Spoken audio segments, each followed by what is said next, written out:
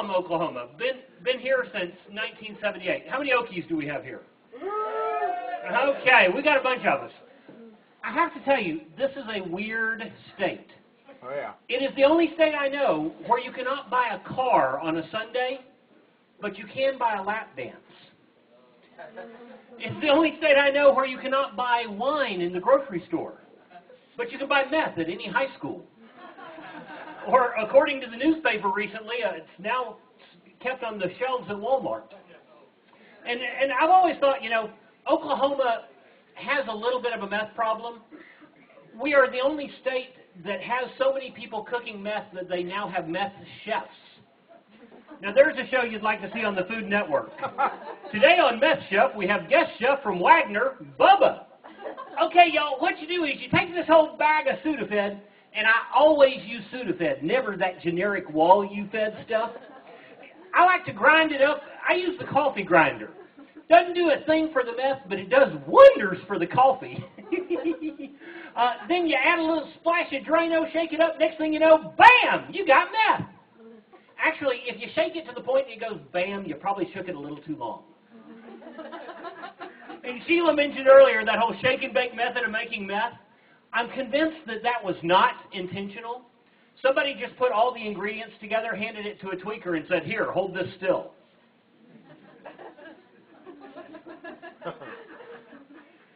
But I love Oklahoma. I love it dearly. Like I said, I'm from here. Now, I have to tell you, as you can probably tell based on these jokes that I'm telling, I do not tell jokes for a living. I actually have a day job. I'm an attorney. And before you start booing me on that, I have to tell you, I have had my share of really crappy jobs. I remember well my first job opportunity. I didn't stay there very long until I moved up into McManagement. Actually, it wasn't as much McManagement as it was assistant McManagement, which I realized is the same opportunity with a different color shirt. And, you know, I've always been told that you should dress for the job that you want, not for the job that you have. And when I was a kid, that worked great, because I didn't want a job. I wanted to be on the beach, so I'd wear flip-flops and cut-off shorts, and pretty soon, I didn't have a job. It does not work as well when you are an attorney. Did you know that in Arkansas, they will kick you out of the courtroom for wearing a judge's robe if you aren't the judge? And I had a judge right here in Sapulpa, just 2 blocks away, right here in Sapulpa, I had a judge tell me if I showed up in my Darth Vader mask one more time, he was kicking me out of that courtroom too. But I'm getting older, and I can tell I'm getting older because things irritate me that probably shouldn't. Like, I hate Twitter with a passion. And I hate it for the same reason that I hate bumper stickers, because some things need more than this much space to say. I pulled up behind a car the other day. Bumper sticker said, "Try Jesus." All I could think was, tastes like chicken. Goes great with red wine.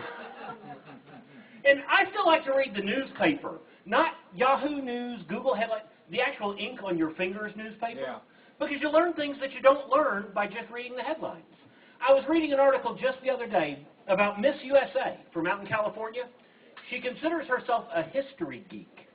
She says any time she sees a history book she hasn't seen before, she just has to buy it. And I thought that was interesting. But you have to read the whole article. Read the whole thing. Nowhere in there did it mention her reading a single one of these. Apparently she just collects them like shoes. And I was reading an article just today about a guy who is being tried for murder or homicide or something, and he claims that a ghost of Olivia Newton-John told him to do it. Have you guys read about this? The ghost of Olivia Newton-John told him to kill somebody. I wondered to myself, how does the ghost of Olivia Newton-John tell you to kill somebody? Does she go, let's try chemicals, chemicals, I want to try chemicals, let's give them chemicals. Well, you guys have been an absolutely wonderful audience, and I'm gonna tell you one more thing, and if I can get serious with you guys for just a moment, can I get serious with you? Oh, okay. Okay, good. I want to talk about internet porn. It's a scary thing. I've got kids. And internet porn is a scary thing. But luckily, they have come out with this thing called NetNanny. Have you heard about this? It will scan the website and tell you whether or not it's safe for your kid to view it. They've come up with a new version that scans the audio instead of the video. Apparently, it's a whole lot more accurate. The one thing it confuses with porn is stand-up comedy. I guess laughter and sex sound a lot alike. Wow. So it's been great screwing with you guys. I'm Theodore Parsons. Have a good evening. There